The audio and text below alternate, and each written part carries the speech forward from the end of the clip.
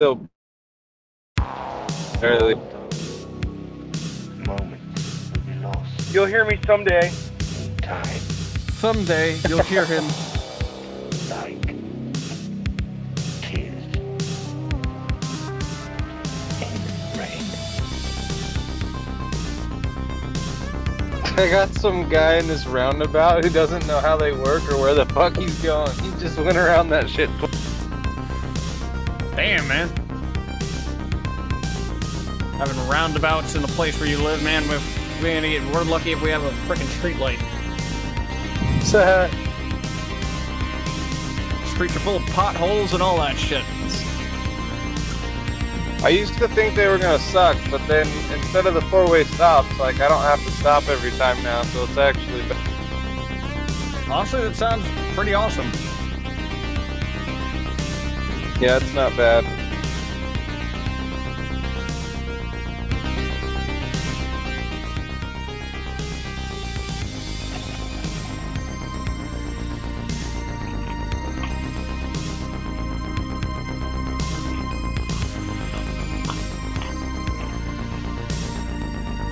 Well.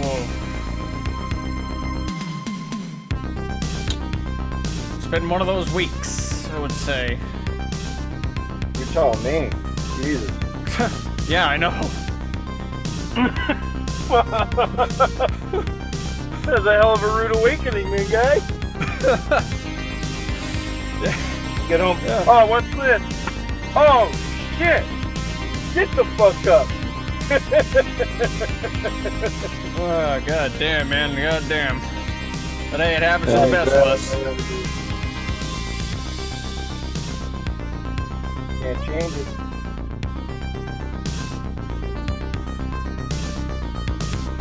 Oh, man.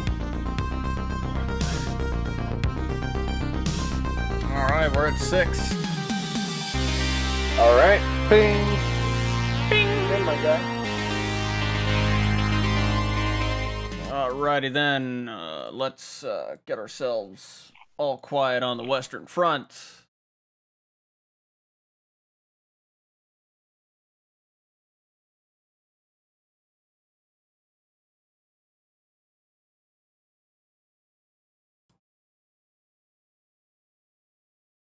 I just fucked that up. Ha ha ha ha, I just fucked that up. Lovely. What does that mean? What does it mean? What does it mean? What does it mean? What does it mean? It means a lot of things. I fucked that up.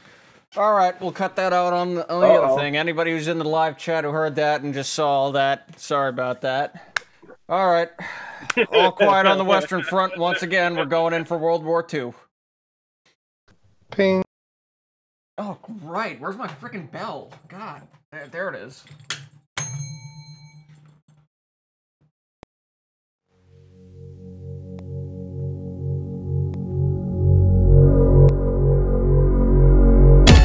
Howdy again there, ladies and gentlemen, and welcome to the Knead To Know podcast, episode 28. Coming to you live on this lovely Sunday, January the 13th, 2019. We got Breadbox with us, we got Political with us, of course, and I'm General Tweed. And man, we got a hell of a lot of news for you today. Yeah, we get a fair amount. We're not doing as much of a catch-up as we normally do after missing a week, but we're definitely catching up on all the news this week. Oh yeah, we got a lot Of which a lot of it carried over from last week. I don't know if you guys have been paying attention to the press, but like, it's been a slow couple of news weeks. Like, everything is about the shutdown. everything. Well, yeah, it's all about the shutdown, all about the wall. Yeah, but dude, some people think that walls don't work. But they do. They keep people away from, you know, jumping into my backyard and crap like that, and stealing stuff. No way, bro. They're just gonna get a big ladder, bro. Well, I mean, sure, yeah, but I got a security camera that'll catch them, you know, putting the ladder up. And then that thing will alert the frickin' smart home, and then that smart home will alert my phone, then I'm gonna ignore the phone. Because, you know, it's the middle of the night and I'm trying to sleep. This just in. Caravan of Mexicans headed north, carrying what appears to be ladders, and grappling hooks. Grappling hooks? Where the fuck did they get grappling hooks from? What is it? What is this Batman shit? They look. It looks like they may have fashioned them out of old license plates. Oh man, I hope you're bullshitting me. Yeah. But old license plates and glue and gum and thumbtacks. You guys heard about the visit that Kim Jong-un did to China recently? Yeah. Heard about the train going through there. Right. So we've got a couple clips about that. We're gonna play that one, and then we'll go into. I think we got some news in the Middle East, but I think we just only have the 2 clips in North Korea today, don't we? Oh, yeah, it looks like it. Yeah. Man, North Korea's been quiet lately. I can't wait to hear about the fallout of that meeting. Let's see what China has in store for North Korea. KBS News. All right, jumping right on in. At the 4th bilateral summit, the North Korean and Chinese leaders showed their expectations for a second summit between Pyongyang and Washington. North Korea Chairman Kim Jong-un said that he would do his best to produce an outcome that the international community would approve of. The top agendas for the first North Korea-China summit of this year included the denuclearization of the Korean peninsula and a second summit between Pyongyang and Washington. A North Korean news outlet reported that the 2 countries agreed on a peaceful resolution of nuclear issues on the Korean peninsula and that their leaders discussed ways to jointly coordinate their efforts. 조선반도 정세 관리와 비핵화 협상 과정을 공동으로 연구 조정해 나가는 문제와 관련하여 심도 있고 솔직한 의사소통을. The Chinese media also reported that President Xi Jinping supported the direction the denuclearization talks and the second North Korea-U.S. summit were going in. North Korean Chairman Kim Jong-un has reportedly said that he will work hard to produce an outcome at the summit that the international community would approve. His remarks suggest that North Korea may have been guaranteed of a safety shield by the Chinese president and may meet halfway with the United States' demand for denuclearization before the removal of sanctions. 김정은 위원장은 진전된 비핵화 의지를 밝혔을 가능성이 높고 중국은 적절한 경제 협력을 약속했을 가능성이 높아 보입니다. The North Korean media also reported that Chairman Kim talked about the challenges and concerns associated with the denuclearization talks and that President Xi agreed that those issues should be addressed. It appears that China related to North Korea's demand for the easing of sanctions, but it is still unclear how committed China is in supporting North Korea's position. While the North Korean news outlet said that President Xi accepted Chairman Kim's invitation to visit North Korea, the Chinese media omitted this item, implying that Beijing may be conscious of Washington's criticism that China is influencing North Korea's actions. A little pork pie hat and his fat face and his little fat hand. Looks like a little baby man. All right. So they had a summit. We got some pictures of it. Nice. I think Political though sourced a kind of humorous clip from one of the channels we've actually quoted before, or rather cited before. Mm-hmm. Was that China Uncensored? Is that what that guy's channel name is? Yeah. Do you want to tell us a little bit about the clip since you found it? Yeah. Shit. You're putting me on the spot and I don't remember. Rob went out there. Basically, this clip is about essentially China's plan for North Korea. This guy's been living in China for a long time. He has kind of a pretty good idea of what's going on over there, and well, we just love his fucking bedside manner. All right, let's watch it. 2 authoritarian leaders go on a playdate. The atheist Communist Party wants to adjust Islam to be compatible with socialism. And China lands a lunar probe on the dark side of the moon. The perfect spot for a supervillain moon base. This is China Uncensored. Oh, he's got a beard now. Yeah. Oh, awesome. Welcome to China Uncensored. I'm Chris Chappell. How do you celebrate your birthday? I'm going to remember your name in the future, Chris If you're anything Chappell. like North Korean God King Kim Jong-un, you take a luxury armored train car to China. Ah, the height of luxury. This is Kim's 4th trip to China in about a year. Before that, he basically never went to China or met with Chinese leader Xi Jinping. That's because Xi Jinping is the political rival of former Chinese leader Jiang Zemin, and Jiang and his cronies were major supporters of the Kim dynasty. So, what changed? Why, America's own God King, Donald Trump. Trump's historic summit last year with Kim Jong-un was a game changer. Not only was it the first meeting between a sitting U.S. president and a leader of North Korea, it also established a line of communication directly between the two countries, without China as a middleman. That's a problem for China. But since China is responsible for about 90% of all North Korean trade, and is the only thing keeping that failed state afloat, it's also a problem for North Korea. China has tremendous leverage over North Korea, and with another meeting between Trump and Kim planned in the next month or two, this meeting between Kim and Xi is a way to signal to the Trump administration that Kim doesn't belong to Trump. No, it's going to be a love triangle. China won't be the one standing outside Kim's house with the boombox. China has successfully landed an unmanned lunar probe on the far side of the moon. That makes China the first nation to ever do that. The far side of the moon always faces away from the Earth, making it a lot harder to land a probe there. Also, that's where the Decepticons live. But there's a lot we might not know about China's lunar probe, according to the New York Times.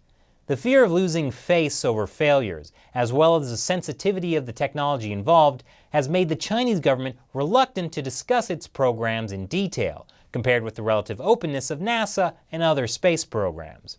But I say, if you're going to lose your craft to the depths of space, at least have a little fun with it.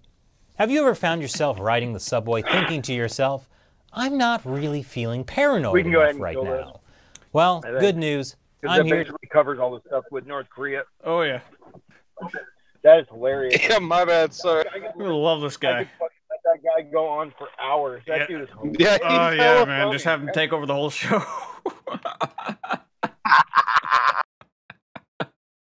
Oh, man. So, basically, it looks like they're trying to solidify a new partnership, which is kind of expected, you know? Oh, yeah. Of course. Did you know that North Korea has massive deposits of lithium and other rare earth minerals? Yep. I did know that, yeah. There's a reason everyone wants to get up in their shit. There's a reason they're so defensive. So long. So long. Those resources are virtually untapped. Imagine the mining. Imagine everything we can do. Imagine the mining. Imagine the crafting. Imagine the McDonald's.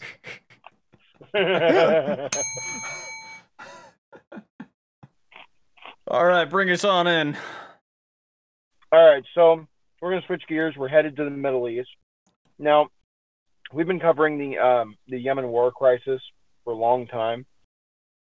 Pretty much kind of in the middle of a ceasefire, but I think that this is pretty much going to shatter the ceasefire. Go ahead and roll the first clip, if you would. Video contains disturbing images. Viewer discretion is advised. من لحظات حياته في المتارس والخنادق باليأس أو بالانهزام. What the fuck? What the fuck, man? What the fuck? You'll see once they show the other clips that essentially a drone just flew over and exploded.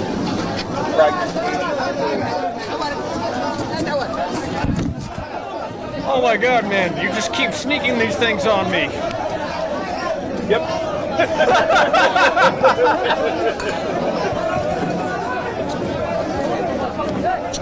Oh, no, wait. Yeah, the last one was. Oh, I gotta go back. I gotta see. Look at his face, man. Look at his face. He looks up, he sees it, and then he's like, oh, fuck. Oh my god. Oh, fuck is right. Oh my. Oh, Jesus Christ. If you are a terrorist, how perfect would that shot have been? Oh. They got it on TV. Like, oh my god.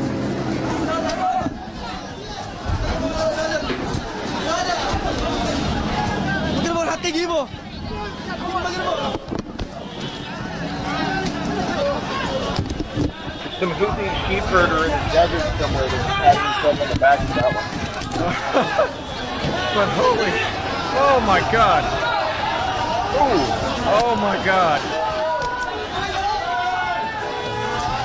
Oh my God. Oh God, we gotta, oh, Jesus. Drones can be trouble, my guy. Oh. So this is a major incident, and it seems like every news agency that's covering Yemen has reported on it. And I think our next one's from RT, talking about the same incident. No, next one's Al Jazeera. No, Al Jazeera. My bad. I always get the two. I don't, dude. Those might be the same clip twice, but I don't know. Maybe this has some commentary. Maybe I'm wrong. I don't know. Let's find out, guys. Oh man, it's in better quality. Oh my God. Ooh! 3 times! A deadly drone attack on a military parade outside the southern port city of Aden. Houthi fighters targeting troops, as well as commanders from the Saudi-led coalition. Chaos in the minutes following the attack. Then the casualties can be seen as people scramble for cover. It comes as a blow to Yemen peace efforts after a ceasefire was signed for the key port city of Hodeidah last month. Oh my God. But that was it also comes just a day after United Nations envoy Martin Griffiths told the Security Council that the agreement had brought a considerable de-escalation to the conflict. The airstrike was carried out by a Qasef-2 drone, targeting the Al-Anad airbase in the southern province of Lahaj. This attack will likely raise new questions about Iran's alleged role in arming the Houthis with drones and ballistic missile technology. Yemen plunged into civil war in 2014, but hopes were raised last month that the country was moving towards peace after the 2 main protagonists agreed to a ceasefire in Hodeidah to allow humanitarian aid into the country. For now, this latest attack will only put further strain on an already fragile peace process. Dorsa Jabari, Al Jazeera. Oh my God. I mean, do we even know? Do we know for a fact that it was Houthi rebels, or because that was just a drone, man? I mean, that's what they reported. I mean, sure, like, yeah, you can report whatever the fuck you want. You can say that came from Santa Claus or some bullshit, but I mean, that doesn't make it the truth. Exactly. But that's what they reported. Yep, that is what has been reported. Yep, that's all we've got. That's literally all we've got to go on. And let me tell you, in a situation like this, it's easy to bring tensions back up, like ratchet them right the fuck back up. God fucking damn it. What's our next clip? It's still about it.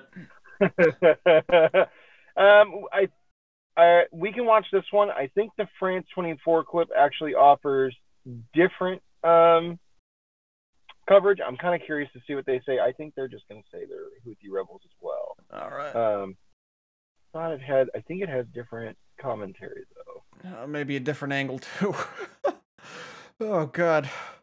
Here we go. As high-ranking Yemeni army officers gathered to hear a speech, a familiar sound before the blast.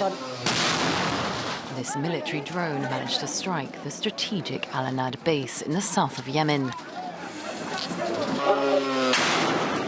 At least 6 people were killed in the attack, and dozens were wounded, although a government spokesperson later denied the drone's effectiveness.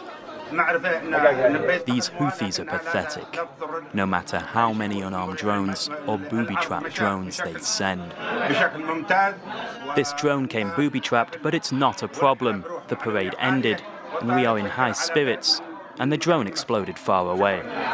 They killed somebody, man! The Houthis claimed responsibility through their TV network.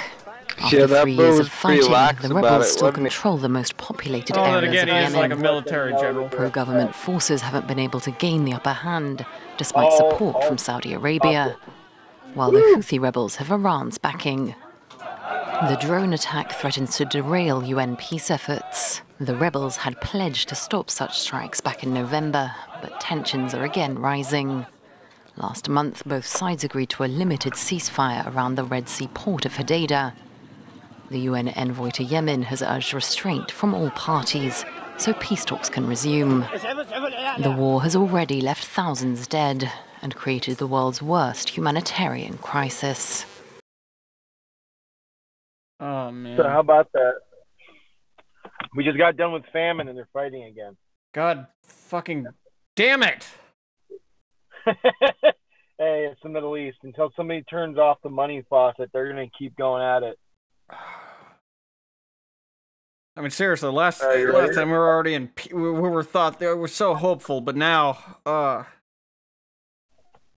Yeah, I was worried about that. I mean, we already knew that it wasn't going to stick when the U.S., influence got pulled out. Nobody has any, reason to, pull out if they're, make it end if the U.S. doesn't have any leverage in it. So the Senate kind of hamstrung us on that one, to be quite frank. Of course, that was the last Senate. Thanks, Obama. Not the new Senate.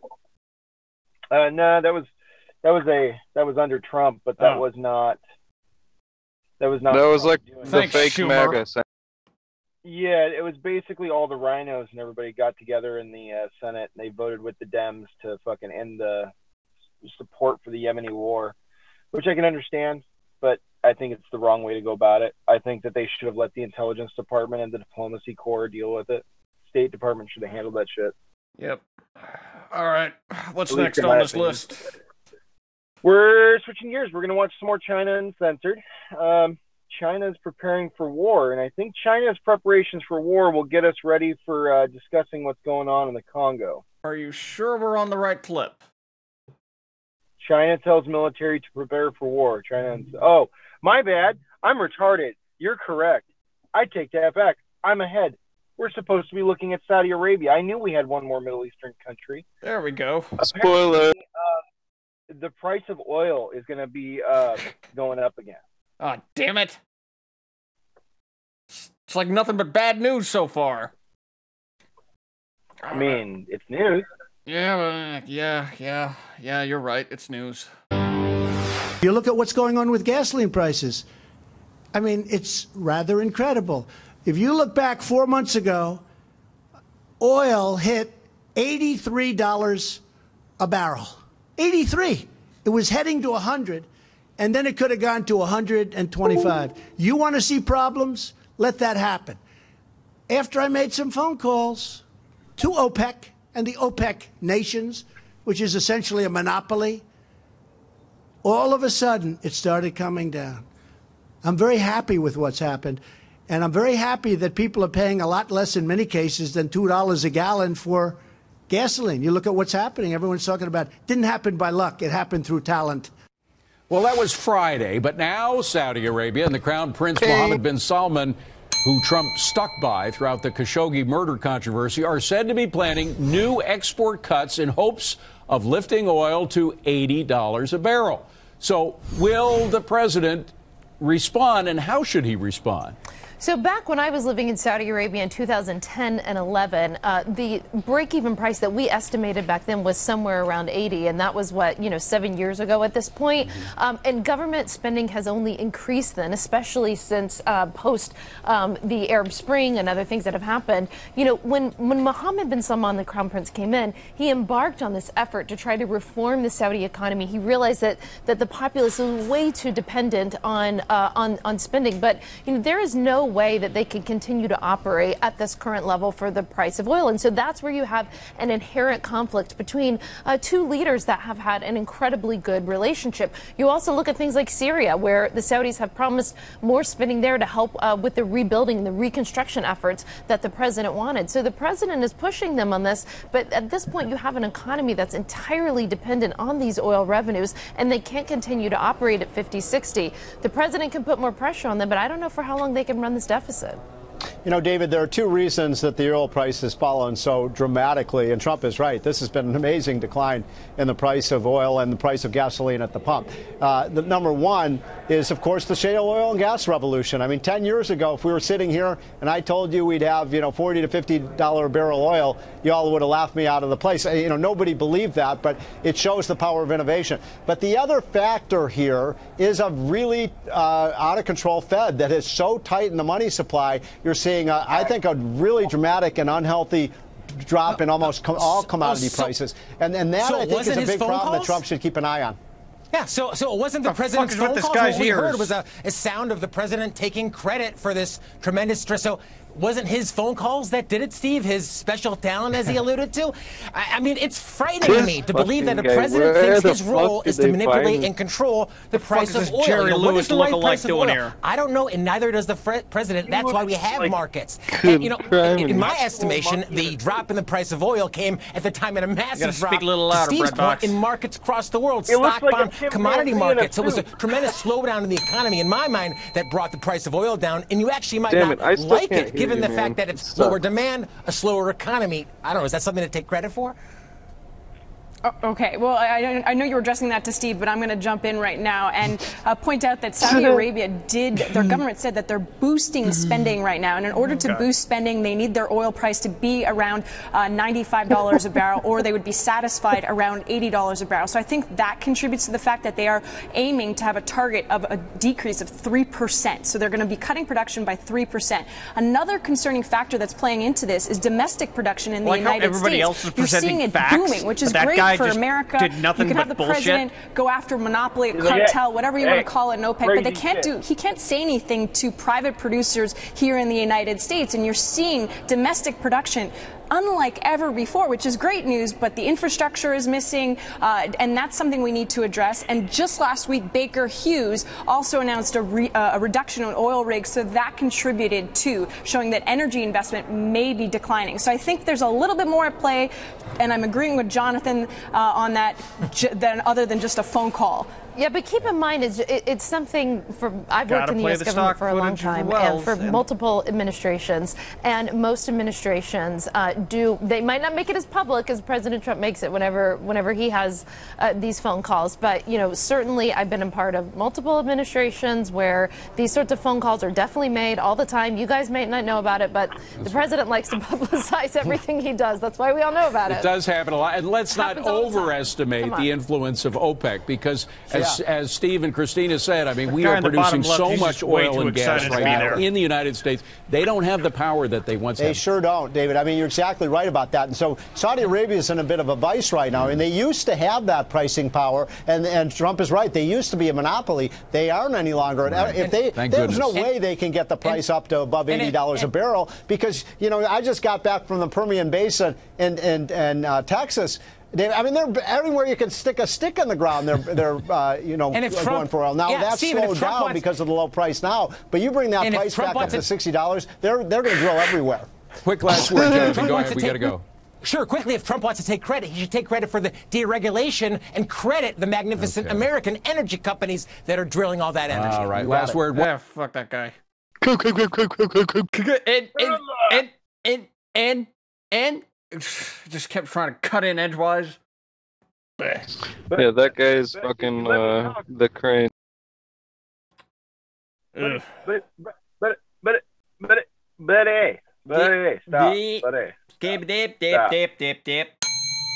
All right. Not a whole lot more is happening in Saudi Arabia. The Yemen news kind of relates to Saudi Arabia since they are pretty much occupying the country. Oh, yep. And now we can look at China's military preparing for war and get off of the Asian continent. All right. Let's see. Are we going to war? Probably not. Let's see. China readies its military after Chinese leader Xi Jinping vows to take Taiwan. But the U.S. may have a different idea. Plus, I have a beard. What? I have a beard. Welcome to China. I thought he was going to mention in the last one. The Chinese military is preparing for war. Again. In fact, for a country that hasn't seen real combat since a brief war with Vietnam in 1979, China seems to be preparing for war a lot. at least once a year it seems. I mean, it's good to be prepared, right? You never know when a war might sneak up behind you and suddenly happen through no fault of your own. But these preparations for war headlines aren't necessarily that alarming by themselves.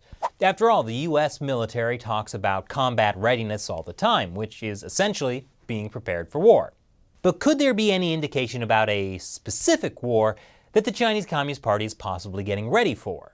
Taiwanese independence would be a disaster. Those are the words of Chinese President Xi Jinping, who made the comments in a speech on Wednesday in Beijing. Taiwan is China's most sensitive issue, and the island is claimed as a breakaway province of a one China. And in his speech, Xi said China will strive to lead Taiwan to a bright future under Beijing's rule. Yes, the future looks bright for China and Taiwan, and unrelatedly, Xi Jinping called on the PLA to, you guessed it, prepare for war. But I'm sure this preparing for war stuff has nothing to do with Xi's speech on Taiwan. Actually, it does. It's pretty much a warning. Xi gave his speech about Taiwan on the 40th anniversary of a major change in China's Taiwan policy. In 1979, the Chinese Communist Party stopped saying it would liberate Taiwan and instead said it would peacefully reunify with Taiwan, by force if necessary. By the way, even the word reunification is a pretty clever propaganda term. In Chinese, the term is actually unification. But if you translate it as reunification, that makes it seem like Taiwan was historically always part of China, which is not true. Now, even though Xi's speech caused a lot of controversy, it wasn't technically a change in the People's Republic of China's current policy toward Taiwan. In fact, the language was less harsh than a speech Xi gave last March when he said China was ready to fight a bloody battle against its enemies. And for the military to prepare for war, which, again, he says all the time. But this year, he struck a different tone. Chinese people don't attack Chinese people. Which has been true exactly never in Chinese history. I mean, Mao. Xi Jinping actually had lifted that line from a 1995 speech about Taiwan given by his biggest political rival, former Chinese leader Jiang Zemin, which is kind of like Tupac lifting a line from Biggie. Is it the Hong Kong skyline? Look them up on Wikipedia. There were also other goodies sprinkled throughout Xi Jinping's speech, like when he said China, quote, achieved a great victory in frustrating the Taiwan independence movement and other separatist activities. Which sounds to me like he wants bragging rights for illegally interfering in Taiwan's recent election. Now, she's not technically taking credit, but I mean, if you want to give him credit. Xi also mentioned the one country, two systems model a bunch of times. Pretty sure that's a bottle of glue that would mean right there. Taiwan can become part of the Communist People's Republic of China, but can still get to keep a degree of political autonomy. One country, two systems. It would be totally fine. I don't know, it looks like glue to me. After peaceful reunification, Taiwan will have lasting peace, and the people will enjoy good and prosperous lives. With the great motherland's support, Taiwan compatriots' welfare will be even better. Their development space will be even greater. They can stand more upright in the international community with more confidence. They will be safer and they will have more dignity. Yeah, just like Hong Kong. The one country, two systems policy is in action there and it's worked great.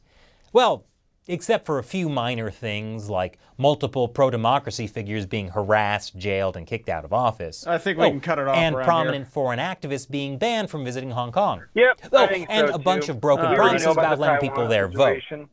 Yep, that's not even coming to a head for a little while. So we'll see when that starts looking like it's going to kick off. We may be looking back at China Uncensored. Yep. I do like this guy though. Oh yeah. Very smart. Yeah, that drug on a little bit, didn't it? I didn't realize. All right, so you stopped him on this face like he got caught masturbating or some shit. Oh, good. Sorry, guys. Yeah. So there's for some reason this Democratic Republic of the Congo election has just taken the world by storm, and I think it's because it's their first real elections that are actually being safeguarded, and it looks like we actually deployed some military resources to make sure that their polling stations are, taken care of. About 80 troops from what I read. Mm-hmm. Only it's not 80. much, but you know. So we'll go ahead and play the first clip. Should give us a little brief overview of what the situation is, and we got a bunch of other clips to go through. I haven't watched this big 22-minute clip that you sent me there. Or no, I think I grabbed this one, but it's got oh, I know what that is. Never mind. We'll go ahead with the first one. Okay, so what happens next? Let's bring in DW correspondent Wendy Bashi joining us from Kinshasa. Good morning to you, Wendy. What are people in Congo saying? Is there the perception that this was a free and fair election? For the first time, I mean, this is the biggest election and the historical election in the country. Few minutes after the announcement, people were shouting and crying and singing in the streets. They are very, very happy. And most of them are just saying that this is the election that will bring the change. For the first time, they have voted for someone, and this someone has been elected president. Okay, now Tshisekedi's victory was not what observers were expecting. What was behind it? We don't know exactly. It's early to say because many hours before the announcement, one name was on all the conversation. It was Martin Fayulu. No one was expecting Felix Tshisekedi to win the election, but we have to remember to know that his party, the UDPS, is a big party. It's a party who has been in opposition since the time of his father, Etienne Tshisekedi, was in opposition at Mobutu time, at Kabila father time, and even at Kabila Joseph time. So it was really a big surprise because everybody was thinking that Martin Fayulu will be the one who will win the election, actually, here in Kinshasa. Oh, okay. Now, we have the Electoral Commission saying Tshisekedi won, but vote tallies by the country's very influential Catholic Church say that runner-up Martin Fayulu actually won the poll. How did the church arrive at its conclusion?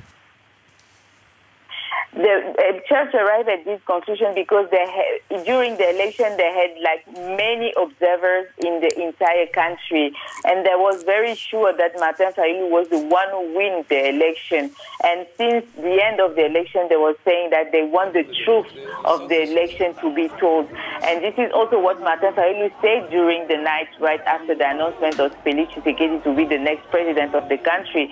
So we are still waiting what will be the next move of the church. Who is really listen and wise. I mean, it's a wise figure here in Congo, so we are waiting for the next statement of both the church and Fayulu, who actually say that he doesn't agree with the result, actually. Okay, Fayulu says he'll be contesting the result. Briefly, if you could, what happens next? If Fayulu continue on that side and say that he will contest, we can wait. We can be waiting for some protestation and maybe riots in the streets, but we don't know exactly because Fayulu is the one who is claiming that he win the election. But UDPS is a big party, and they have many supporters in the entire country. Lamuka, the party of Martin Fayulu, is a young party. We need to know that. It's a young party with small people who believe in them. So this can be a fight between UDPS and Lamuka, but I don't think that it will be a biggest one. We have to leave it there, Wendy. Thanks so very much. Wendy Bashi for us from Kinshasa. Okay. How about that shit? Well, we learned a lot there. Oh, yeah. First fucking real democratic elections in the Congo, even though it's been called the Democratic Republic of Congo forever. But, what's in a name? Kind of an interesting situation. Let's see what Africa News has to say about it. We've got this Africa News clip, and then we're going to take a look at this discussion clip, and then we'll hit Al Jazeera, and then we'll get the fuck out of Africa. All right. Here we go. Right. The United States has deployed soldiers to Gabon in anticipation of possible violent demonstrations in the Democratic Republic of Congo after its presidential election. U.S. President Donald Trump told Congress on Friday the first batch of about 80 military personnel arrived in Gabon on Wednesday. Their mission will be to protect U.S. citizens and diplomatic facilities should violence break out in DRC's capital, Kinshasa. Trump said additional forces may be deployed to Gabon if necessary. DR Congo's electoral body Seni earlier said it will release provisional results of the presidential election on January the 6th, but later postponed this by more than 1 week due to late arrival of tally sheets. Contrary to government claims that the December 30 elections were free and fair, observers and the opposition say the exercise was marred by serious irregularities.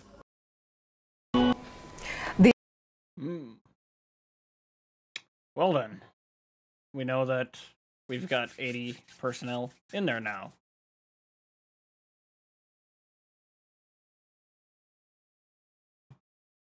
Is everyone gone? Is it just me? Ah, political, you've lost your voice. I may have muted myself. I may have done that. Political. I did that. I see your thing flashing, but we hear no sound. I don't see him flashing. Well, not flashing like that. Hey. I'm not ready for that yet. Come on now.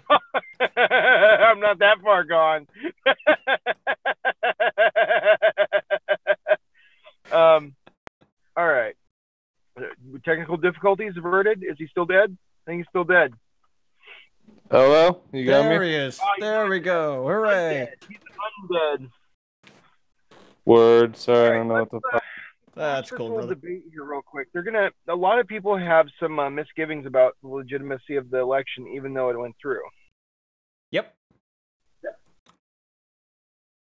Let's play the clip.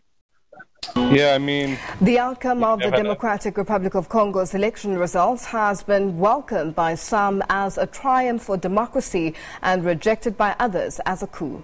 The Congo's Catholic Church, one of the most respected institutions, challenged today's results from a chaotic presidential election, suggesting its tally did not give victory to opposition leader Felix Tshisekedi. Well, the Electoral Commission announced that Tshisekedi had won the December 30th vote, edging out another challenger, businessman Martin Fayulu.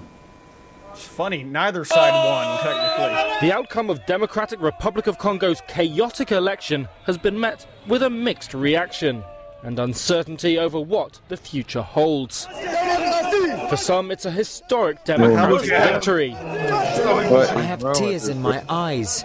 We have voted, Mr. President. For others, the election has been stolen. What was that? We don't want this Machiavellian sale of the Congolese people's power. I'm sure he just said Machiavellian. In the early hours of Thursday, the Electoral Commission named Felix Tshisekedi as the new president. It was a surprise result, as fellow opposition candidate Martin Fayulu was thought to be winning. He's called the outcome a coup. And he's not alone. Congo's Catholic Church says the result doesn't tally with data it received from 40,000 election observers, though they declined to name a winner. France and former colonial power Belgium also expressed doubts. Fayulu is backed by ex-rebel Jean-Pierre Bemba and former governor Moise Katumbi, two of outgoing President Joseph Kabila's fiercest rivals. Fayulu's team suspect Kabila, who says he still wants to be involved in politics, may have handed the win to Tshisekedi in a power-sharing deal. Tshisekedi's campaign team has acknowledged meeting with Kabila's representatives since the December 30th election, though say that was to ensure a peaceful transition of power. Today we must no longer consider each other as adversaries, but rather as partners in democratic change in our country. Fayulu may appeal to Congo's constitutional court, but any escalation in rhetoric from his side could trigger unrest. Most of the country has, so far, appeared calm. But in the town of Kikwit on Thursday, security forces opened fire after crowds started attacking symbols of the government. According to a local journalist and a UN source, 2 people were killed. I'm now joined in studio by Claude Ibalanki from the Union for Democracy and Social Progress Party, and also the special advisor to party leader Felix Tshisekedi, and Philippe Kasereka, the spokesperson for Martin Fayulu in the diaspora. Gentlemen, a very good evening to you and a warm welcome to the Globe. That news clip is Philippe, I'm really going to start with you. This is probably the first electoral transfer of power in almost 60 decades. What's your reaction to the result? Actually, what is happening in DRC, even for us to start to go for elections, there's a lot of difficulties that we met financially. That we needed is actually the intervention of the international community to help with the finances to be able to organize the elections. And we failed to organize that. The ruling party decided to organize elections by itself. And we can see the way it was. We're not really ready for the elections and this time.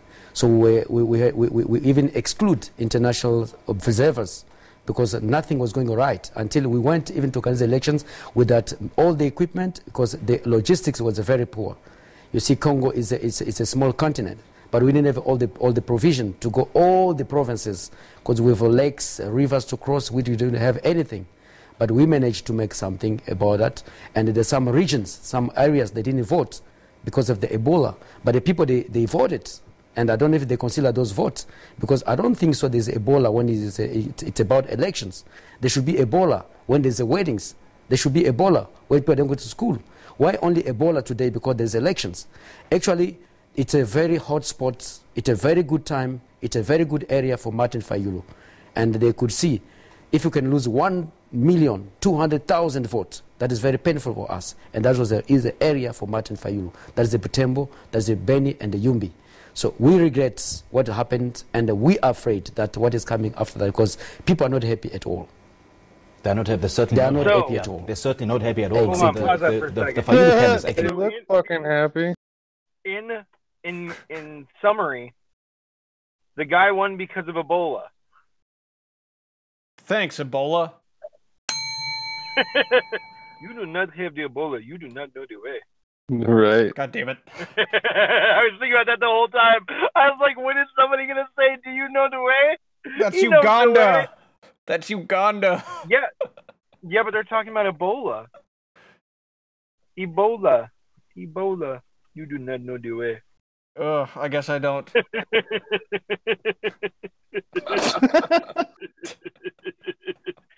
All right, we can be done with this clip now. I thought that was pretty funny. I thought these were two different clips, to be honest. I forgot that they were the same clip.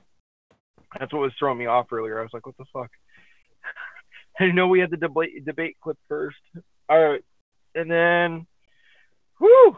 Okay, let's check out this Al Jazeera clip real quick. I kind of want to see what Al Jazeera is saying, because they generally have kind of a Middle Eastern bent, and we haven't really heard about what the, what the Middle East thinks about Africa and the Congo. Yep. Yeah, well, let's find out. Posters of politicians line almost every street in Kinshasa. There are 21 presidential candidates on the ballot paper, but 3 stand out. Emmanuel Shadari is a ruling party's candidate and outgoing President Joseph Kabila's personal choice. His critics say he's not suitable because he's under European Union sanctions and is not popular, but his supporters argue he's best placed for the post. By his different positions, knows the Congolese reality. He put, first of all, the interest of the country, the interest of the people, and later his own interests. This is Mr. Shadari.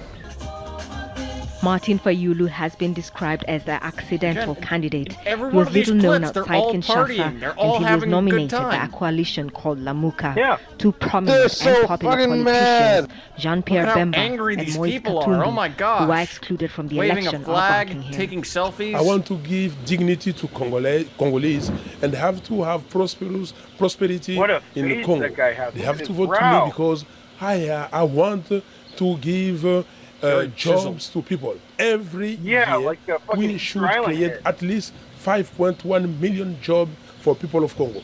Felix Tshisekedi is the leader of the largest opposition party, UDPS. His opponents say he's inexperienced and only riding on the popularity of his late father, the founder of the party.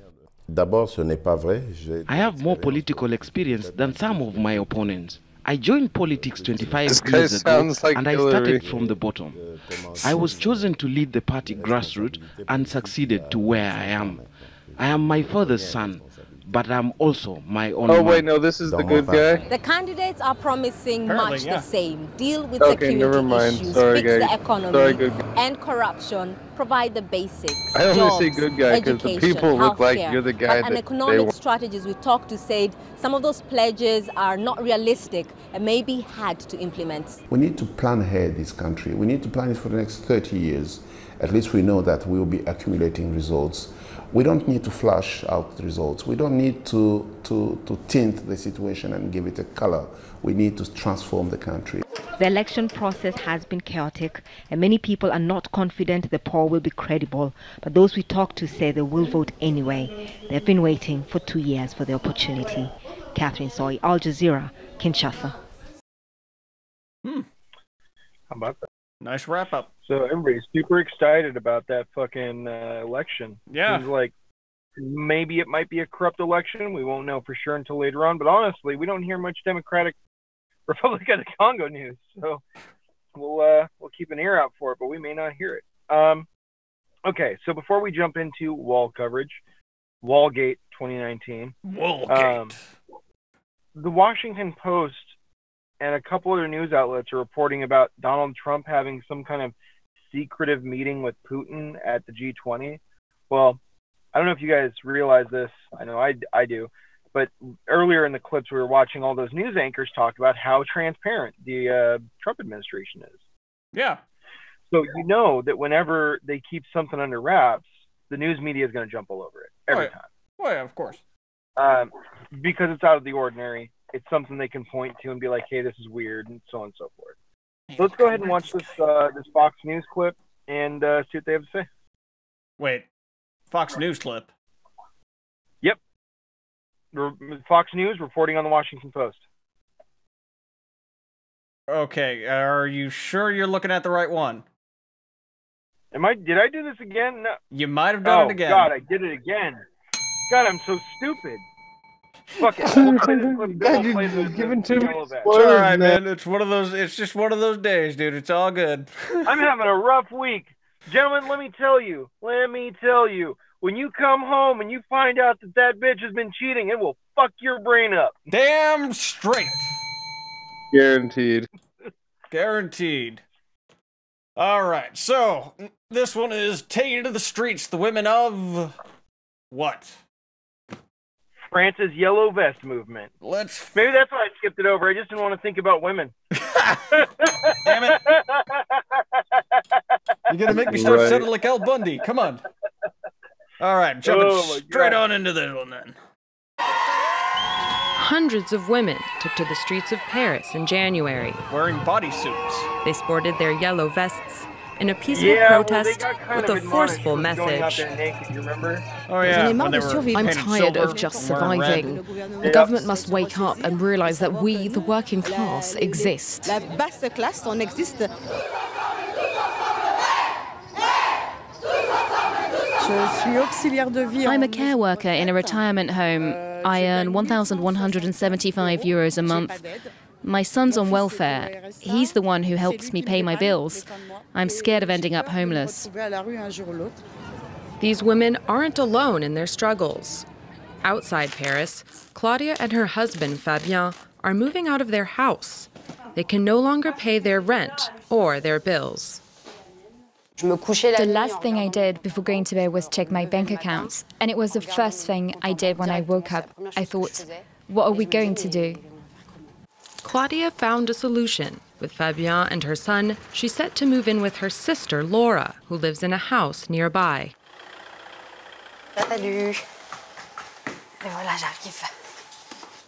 The garden shed will have to be extensively renovated before it can welcome Claudia and her family. Her male family members, construction workers, will take on the task. In the meantime, Claudia and Fabien will sleep in the living room. They'll help Laura and her husband with home expenses. We're also in dire financial straits. We count every penny. So I thought, why not all live together, kind of like roommates? The women most at risk of poverty are single mothers. Working part-time jobs, Sandrine struggles to provide for her daughter. I can't just work any shift because I have to take care of my daughter, so I can't work nights or weekends. Sandrine earns €1,200 a month, including €300 in child support. But after rent and the bills, she has very little left for things like food and clothing. Right now, I can't turn the heat on. If I do, I'll have to pay 50 to 60 euros. I can't afford that. According to Oxfam, a third of single mothers in France are at risk of poverty, a figure that jumps to 2/3 for the EU. The Washington Post is reporting. The Washington Post. Damn it! Friggin'. Don't stop. Friggin'. Don't stop. Goddamn. Friggin'. There. We're on week. What are we on? Week 9 with Yellow Vest? Yeah, I think so. Week 9. Week 9. Yeah. Dude, that's some crazy shit, bro. I mean, they commit to something. They really commit. Apparently. Still trying to figure out this lady's bodysuit. I don't really get it, but it's whatever. I mean, dude, they're French. Then I mean, we're not supposed to understand them. Yep. Well, probably not. But I mean, we can understand the point of revolution. Yeah, no joke about that. All right, let's go ahead and watch this Washington Post clip. I'm eager to see them try to respin that fucking Russian narrative and watch Fox News tear it apart. All right, let's go. The Washington Post is reporting that President Trump concealed the details of his face-to-face encounters with Russian President Vladimir Putin, even from members of his own administration. Our talk radio panel is here to weigh in. Ben Kissel and Garrett Lewis. Guys, thanks for coming on. Thank you. So, Garrett, I'll start with pleasure. you. President Trump said last night that he would be willing to release these details. Do you think that he should do that? No, I think that these stories are just a complete distraction. I want the president to be focused on getting the wall built, on opening the government by making sure the border can be secured. I think these were just a couple of hit pieces, and the media is just desperate, along with the Democrats, hoping that if they throw something out there, it's just going to stick. But the Post is reporting that U.S. officials said there's no detailed record, even in classified files, of President Trump's face-to-face interactions with President Putin. So, Ben, I mean, is that a problem? It absolutely is a problem. Donald Trump is less transparent than the steel slats he wants to put on the southern border. I think we have a better chance of seeing his tax returns than the transcript of what he talked about with Putin. And I want to point out here, let's go in the way back machine to 2012 when Barack Obama said, was talking to the then president of Russia, talking about how he'll have more flexibility after the election. The Republican Party freaked out. Now we have a president who cannot definitively say, no, I'm not working with the Russians as a Russian agent. The hypocrisy is disturbing. The blind allegiance is troubling. I think the American people deserve better. Well, President Trump and his allies say that, you know, they believe that part of his desire for secrecy stems from all of the leaks that have been coming from the White House. So that's his defense, at least at this point in time. And in fact, Senator Lindsey Graham said that he'd like to know who leaked that report to the Post. I want to switch gears, guys, really quick. And I know we could talk about this forever, but I'd like to switch gears and just talk about some infighting that's happening within the Democratic Party, and specifically 2 Democratic senators, including Kamala Harris, who's likely running in 2020 for the White House.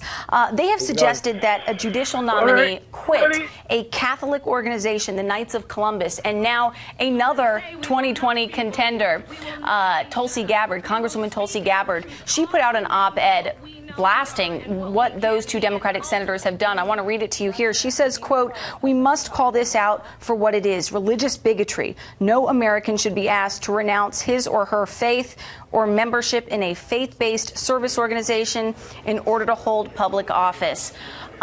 So there is a lot to talk about on both sides. We're going to have to leave it right there, though.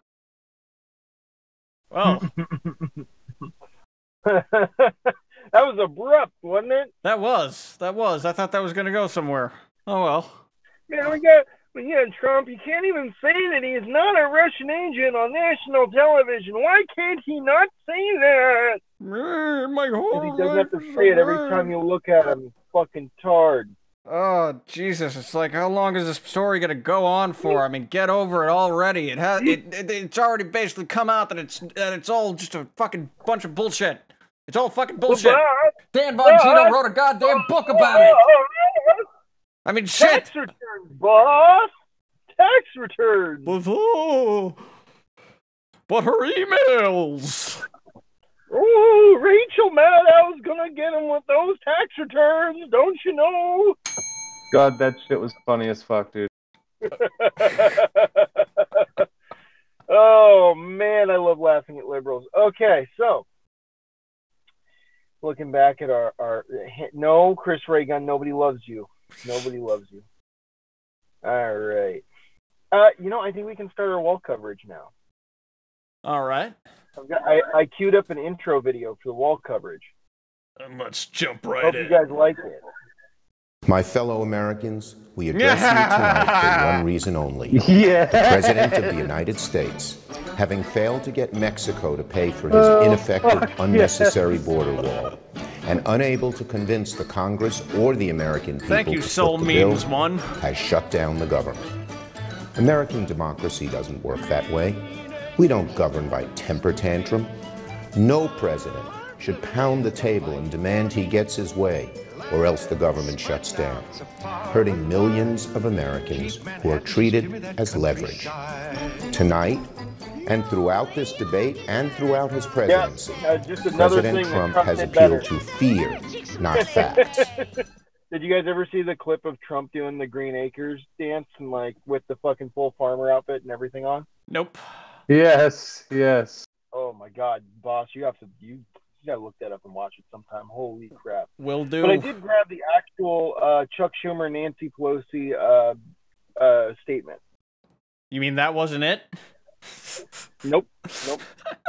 I mean, it was the first part, but I grabbed the actual whole thing. It's about like 4.5 minutes, I think. All right, let's watch it. I appreciate the opportunity to speak directly to the American people tonight about how we can end this shutdown and meet the needs of the American people. There's someone behind the podium, sadly, like a midget that's like much of what we heard from President Trump throughout this senseless shutdown has been full of misinformation and even malice. The president has chosen fear. We want to start with the facts. The fact is, on the very first day of this Congress, House Democrats passed Senate Republican legislation to reopen government and fund smart, effective border security solutions. But the president is rejecting these bipartisan bills which would reopen government over his obsession with forcing American taxpayers to waste billions of dollars on an expensive and ineffective wall. A wall he always promised Mexico would pay for. The fact is, President Trump has chosen to hold hostage critical services for the health, safety, and well-being of the American people and withhold the paychecks of 800,000 innocent workers across the nation, many of them veterans. Private sector jobs, he promised to keep government shut down for months or years, no matter who it hurts. That's just plain wrong. The fact is, we all agree we need to secure our borders while honoring our values. We can build the infrastructure and roads at our ports of entry. We can install new technology to scan cars and trucks for drugs coming into our nation. We can hire the personnel we need to facilitate trade and immigration at the border. We can fund more innovation to detect unauthorized crossings. The fact is, the women and children at the border are not a security threat. They are a humanitarian challenge, a challenge that President Trump's own cruel and counterproductive policies have only deepened. And the fact is, President Trump must stop holding the American people hostage, must stop manufacturing a crisis, and must reopen the government. Thank you. Leader Schumer? Thank you, Speaker Pelosi. My fellow Americans, sounded like you didn't want to have it handed over to him. For one reason only. The President of the United States, having failed to get Mexico to pay for his ineffective, unnecessary border wall, and unable to convince the Congress or the American people to foot the bill, has shut down the government. American democracy doesn't work that way. We don't govern by temper tantrum.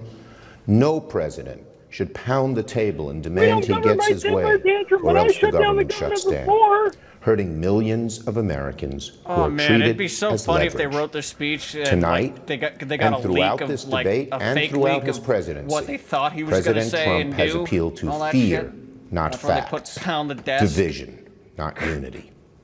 Make no mistake, Pound that desk. Democrats and the president both want stronger border security. However, we sharply disagree with the president about the most effective way to do it. So, how do we untangle this mess? Well, there's an obvious solution. Separate the shutdown from arguments over border security. There is bipartisan legislation supported by Democrats and Republicans to reopen government while allowing debate over border security to continue. Yeah, but debate can go There is nowhere, no excuse fuckbag. for hurting millions of Americans over a policy difference. Federal workers are about to miss a paycheck. Some families can't get a mortgage to buy a new home. Farmers and small businesses won't get loans they desperately need. Most presidents have used Oval Office addresses for noble purposes. This president just used the backdrop of the Oval Office to manufacture a crisis, stoke fear, and divert attention from the turmoil I don't in feel his afraid. administration. Political, do you feel afraid? My fellow Americans, I'm there is very no challenge afraid. so I'm great Chuck. that our nation cannot rise to meet it. We can reopen the government and continue to work through disagreements over He's the policy. scariest. Look at We that can fucking secure our ugly. border without an ineffective, expensive wall. And we can welcome legal immigrants and refugees without compromising safety and security. The symbol of America should be the Statue of Liberty, not a 30-foot wall. So our suggestion is a simple one. Too bad, dude. Mr. President, Next. reopen the I thought it got government 10 feet higher. and we can work to resolve our differences over border security, but end this shutdown now. Thank you. Fuck God you. damn it, Nancy, you're drooling on the fucking carpet. Archie, Archie. Okay, set us up for the next one. But you really like that one, huh? You want more, huh? Oh, we got a whole bunch of wall. Come on, man. We got so many miles that we got to build. Let's keep building. God damn it. So, you know, this is like basically the overarching thought, right? So this is the Democrats, like the flagship of their talking points after the wall, you know, discussion. The very next day, Trump goes down to meet the Democrats. And he shows up. He looks at Nancy Pelosi. He looks at Chuck Schumer. He's like, "Hey, does that have wall funding in it?" And they said no. He said, "Bye-bye." And he said it was a waste of time, and he just left. Just bounced right on the fuck out. Yeah, it is a waste of time. Yep. So fucking awesome. It is a waste of time. On his way Why did they down even to show up? Texas, this shit came out. And I think this is a hilarious video. Let's see. It's one of my favorite things that's literally, on the internet, dude. A few days ago, CNN's Chris Cuomo actually defended Trump's border wall on live TV. So let's watch a few clips of him shocking his CNN colleagues. People are upset about it. I hear you. I read my Twitter feed. I get it. But I think it's the right thing to do, and it's also the right thing to do to check them, and that's what we'll do. Listen, I'm not saying that we shouldn't do it, but do you think it should be, I don't know, a delay of some sort? And then you can, because people believe it. The president will say what he has to say. People will believe it, whether the facts are true or not. I guess that's a chance you take with any president, but this one is different. And then by the time the rebuttals come on, we've already promoted propaganda, possibly, unless he gets up there and he tells the truth. He has his right to make the argument to the American people. And by the way, wanting barriers along the border is not propaganda. No. It's not immoral. It's not wrong. The facts about that, though, who wants it, and who that's where our doesn't, job comes in. how much it actually does protect. Like you said, it's not a panacea. It's not a cure-all. There are other aspects, 100%. and other technologies that go along with that. 100%, and that's our job. I have no problem with this. I see no problem with this. I believe that fears of people saying that, you should limit the exposure of this president to the American people. I dismiss that notion entirely. So that's just not. All right, let's just get something straight for the audience right now, because this is one of those things that's literally been bothering me, almost ruined my vacation. There is a barrier system all along the southern border. They need more. Anybody who does the reporting, anybody who talks to the people down there doing the work, the men and women, they need more. The Democrats say he's never going to get his wall. But there is a wall that they have agreed to finance in the past, but they're saying they won't agree to finance a new wall. And the Democrats are saying it's not necessary because there's other ways to attack the problem that are better. Technology. But is that true? I have you here for that. Who says that a barrier isn't helpful in securing the border? Does anybody? Sure. There are real arguments that barriers are helpful in certain locations in certain ways. Many experts argue that we don't need as much wall as Trump suggests. We certainly don't need a 30-foot concrete wall that he originally proposed. That's gone. Damn. That's gone with the Mexico pay for it idea. But is it though? We don't know. He's said on Twitter, I've never abandoned the all-concrete wall, even while saying as well that it will be a steel slat barrier. Bet you lunch the concrete wall is gone. Who knows? Maybe he's remembered the before-Trump Democrat stance on illegal immigration. Illegal immigration is wrong, plain and simple. When we use phrases like undocumented workers, we convey a message to the American people that their government is not serious about combating illegal immigration. People who enter the United States without our permission are illegal aliens, and illegal aliens should not be treated the same as people who entered the U.S. legally. Oh, what do you know? I'm agreeing with Chuck Schumer. Will certainly do some good. It will authorize some badly needed funding for better fences and better security along our borders, and that should help stem some of the tide of illegal immigration in this country. Mexican government's policies are pushing migration north across our border. What we need to do simultaneously, secure our borders with technology, personnel, physical barriers if necessary. We have 55 miles of fence.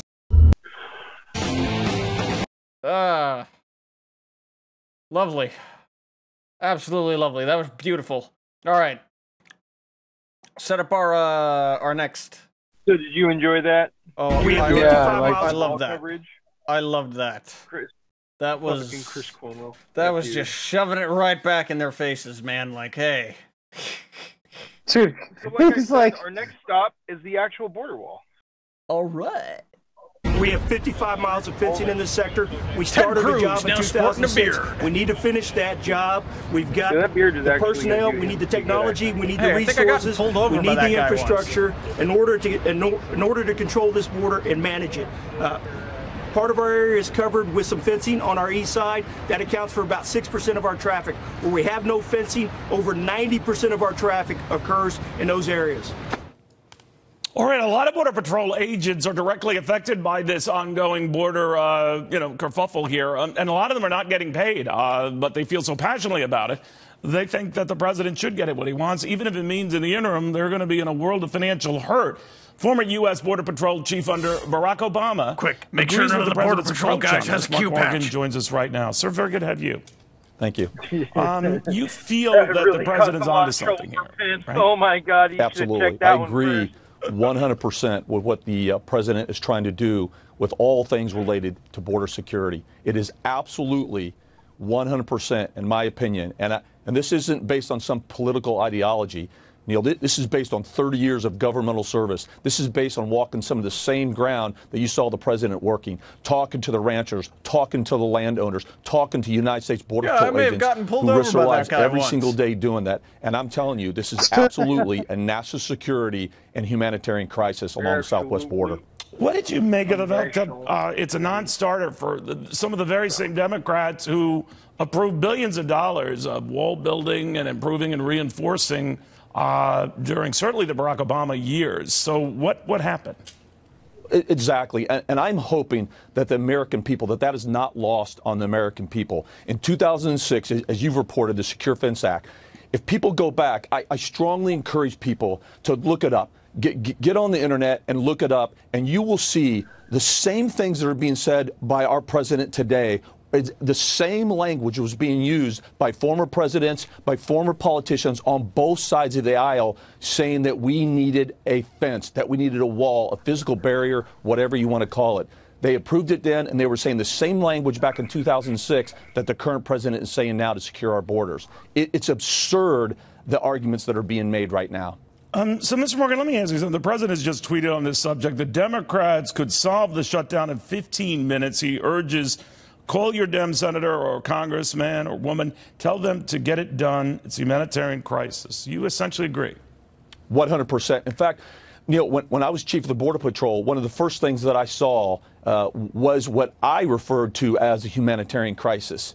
And what's ironic about that, it started in 2014 when we saw the demographics of those coming across our southern borders change, meaning we saw an influx in family units and unaccompanied minors. And it was then also across the aisle on both sides that referred to this as a humanitarian crisis. It was then, and it still is now. We have a dual-headed issue there, both on the national security side, but also on the humanitarian side. He's absolutely correct. So let me ask you this. When you were working under the Obama administration, was there ever any pressure when it came to a wall or something like that on putting money toward a physical structure? Or did they look at alternatives, either technology, electronic fencing, drones, that kind of stuff? Neil, that's a great question. And what I could say is, if you go to the men and women of the United States Border Patrol, if you go to, overall the Customs and Border Protection on both sides of the House of Leadership, go to Kevin McAleenan right now, who is leading as a commissioner of CBP, who is an intelligent man and a patriot. Nothing has changed, Neil. The strategy that they put forth a long time ago of infrastructure, technology, and personnel, that multi-layered approach, that's what it's been since the beginning, and that's what it is still today. And the reason why is because that multi-layered approach, including the wall, works. And what I would like to say is some people will mention, well, why don't we just use technology? Well, how about we just get additional personnel? Well, those things work, but in and of themselves, it doesn't solve the problem. So what I've been trying to tell people is we need to do it all, including the wall. All right. We'll watch very closely. Mark Morgan, thank you for taking the time. I appreciate it. Thank you. Let's go for the one that looks like it's going to stab some people if they fall on it. I don't know. I kind of like the contrast of the blue and the sandstone. Yeah. See the video of them cutting one apart with a sawzall the other day? Oh, no, that I didn't catch. They're like, yeah, fuck Trump's wall. Like they had like a fucking little mock wall and they cut it down. Just patch it later. Oh, it was a mock wall. It wasn't the actual wall? No, it wasn't the actual wall. So I'm pretty sure they built their own wall just to make a point? I think so. I'm going to be honest with you. Yeah. All right. Tucker is going to break down the Democrat talking points about the wall situation. All right, Tucker, let's see what you can do, Tucker. Sure. Good evening and welcome to Tucker Carlson Tonight. In a televised address to the country last night, as you know, the president made his case for why America needs a wall on our southern border and why that wall is so important that it's worth shutting down the federal government to get it. Democrats remained unmoved by the address. Leaders in Congress on the Democratic side, Chuck Schumer and Nancy Pelosi, delivered their party's initial response. Their words were then echoed with mechanical precision by Democrats up and down the chain, from sitting members of Congress all the way down to the left-wing lady muttering in your local dog park. Yep. Talking points doesn't really do justice to the rhetorical discipline here. It was really like watching a 3D printer at work, churning out carbon copies of stilted propaganda, one after the other after the other. A miracle of replication. You might even call the Democratic response manufactured. All state that this is a manufactured crisis and a crisis that manufactured by the Trump administration. This is a manufactured crisis, Bill. How he manufactures crises like immigrants seeking legal refuge. What the president is doing is manufacturing a crisis. President Trump must stop holding the American people hostage, must stop manufacturing a crisis. This president just used the backdrop of the Oval Office to manufacture a crisis. So they've brought back manufacturing. What about the press? Well, one thing to know about our national media, if Democratic leaders are saying it, reporters are saying it too, no matter what it is. You often hear conservatives complain that our media are liberal. Well, that's giving them far too much credit. What they really are is obedient, like Shih Tzus begging for a snack. If Nancy Pelosi called for invading Canada tomorrow, all the news anchors would be telling you how Ottawa is the real threat. They're flunkies. Humorless little functionaries doing their sad little jobs. Watch them at work. Folks, the president has manufactured one heck of a political crisis for himself. Donald Trump is manufacturing a national security crisis. You will hear them say is that this is a manufactured crisis. It's not a national security crisis. From Nancy Pelosi down to Debbie Wasserman Schultz or anybody else who will give him a dime for this project. Because so there's it's nothing manufactured. It's a manufactured crisis for the president to get a political win. We have a president who will go on TV tonight and lie and lie and lie some more. This is a manufactured crisis. Jesus. They're so dumb. They have no self-respect. Okay, so we showed you the mindless lies they're telling you. What are Democrats actually proposing as an alternative to the border wall? We can answer that question with some authority because last week on January 3rd, House Democrats passed their own proposal they say would secure our southern border. What's in it? What would it do? Well, nothing that is not being done already. The Democratic bill provides the same funding for partial fencing, border security technology, hiring more customs officers, and so forth that we already have. In other words, the Democratic border security plan is the status quo. Democrats' argument is that things work just fine right now. Instead of spending another dollar to secure our border, Democrats in Congress have, for example, just proposed spending another $12 million to investigate reparations for slavery, just to give you some proportion in a sense of their priorities. To Democrats, everything is more important than border security. And that would be fine if our current security was working. It's not. In fact, it's likely that more than 20 million people already live illegally in our country right now. That's more than 2.5 times the entire population of New York City. And the actual number may be bigger than that. We don't really know. And that's the point. It's totally out of control. The problem isn't that the Border Patrol doesn't have the right technology to do the job. The problem is that politicians don't care to fix it. And if they did, they could solve the problem in an afternoon. Borders are not that complex. It's not like we're trying to cure pancreatic cancer here. Our best minds are stumped. Hardly. What worked for Hadrian will work for us. It works for Israel right now and a lot of other places. Walls work. That's why people still build them. Everybody knows that. This is all a charade, and we should at least admit what's happening. What you saw last night was not two parties bickering over the best way to solve a shared problem. No. In this case, one side's problem is the other side's solution. For Democrats, a porous border is a good thing, unalloyed good thing. It means more low-wage workers for their donors. That's deeply appreciated. It means more compliant voters for them to replace the millions of actual Americans they have alienated. And then there's the emotional payoff of the whole thing. Democrats feel good about letting in poor people from around the world.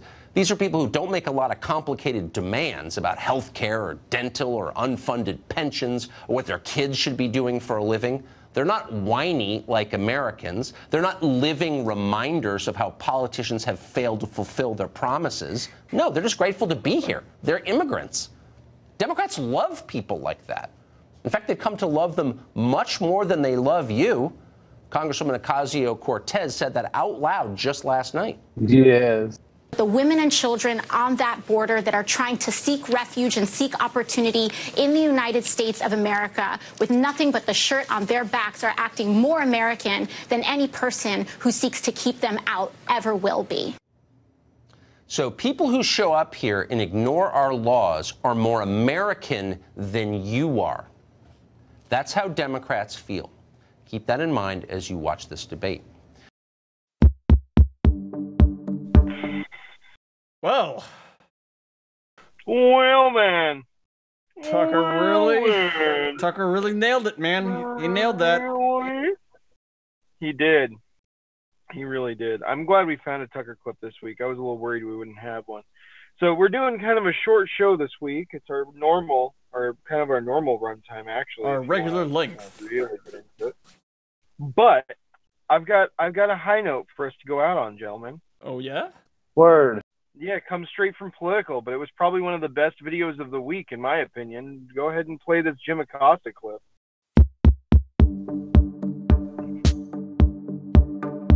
Nice beat. I like it too.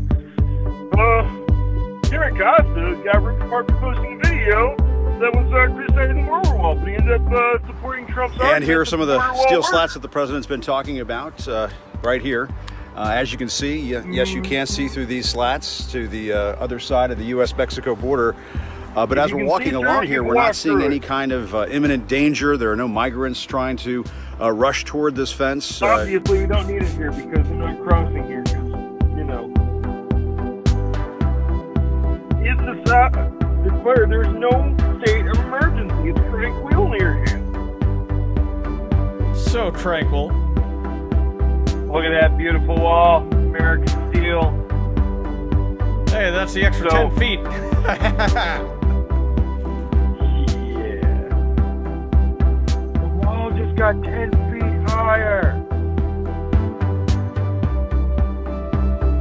Get that promise. I love that. So where there are steel slats, no border crossings, huh? Go figure.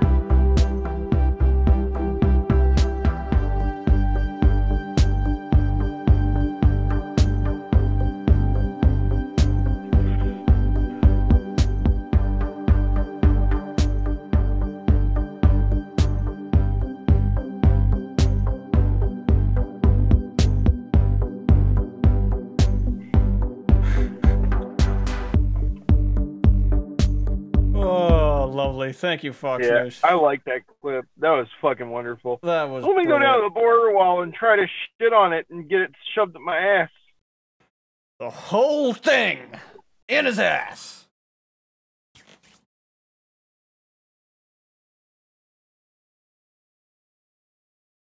Now it's a little bit too quiet after I just said the whole thing in his ass. I mean, it was that is kind of, you know, a momentous occasion. We had to take it all in for a second. Gotta hold on to it. Gotta lift it. See what Gotta I let did it there? sit. See what I did there? All right. So, I think, hey, boss, what do you think about going back to our regular Friday spot next week? I think I would love to do that. All right. So I think we're going to do our Friday spot next week because that gives me all day to work on the show, basically. Plus like that puts you- nonstop at a computer with 3 screens. Plus that puts you at your battle station, so... I really love being at my battle station because it sounds way better, and I have just so much more resources. Like, this little phone screen is killing me, my guy. Yep. I cannot wait until I get my Razr phone back. Oh yeah, but hey man, you're still pulling it off. Yeah, I'm trying anyway. This car audio probably sounds like straight up fucking hot trash garbage. Oh yeah, you've sounded like a, you know, someone calling into a sex line, but it turns out to actually be on a radio station. Talking to a cotton ball. You got them Chinese girls with green eyes. Fucking goddamn it. Gross. Oh, alrighty then. I think that's about a good note for us to clear on up out on, I guess. Yeah, political. Are you good for Friday? Yeah, that'll work, man. No problem. Awesome. All right. So expect to see us the same time on Friday. All right. Well then, I want to thank everybody for joining us this week. Of course. Thank you all for joining, whoever is. Be sure, of course, that you know, have a good week ahead of you and enjoy yourselves. It's a work week for most of you, unless you're a government employee and you happen to be listening to this tiny little podcast, in which case, if you are, we appreciate that. And yeah, we hope you eventually get to go back to work soon. We hope you're able to enjoy your time off and that you're not actually having to struggle or anything like that. Maybe you planned or prepared for something like this. But, as all people would know and say, when it comes to being prepared, is that you just gotta buy water. See y'all next week. Peace. Got my water.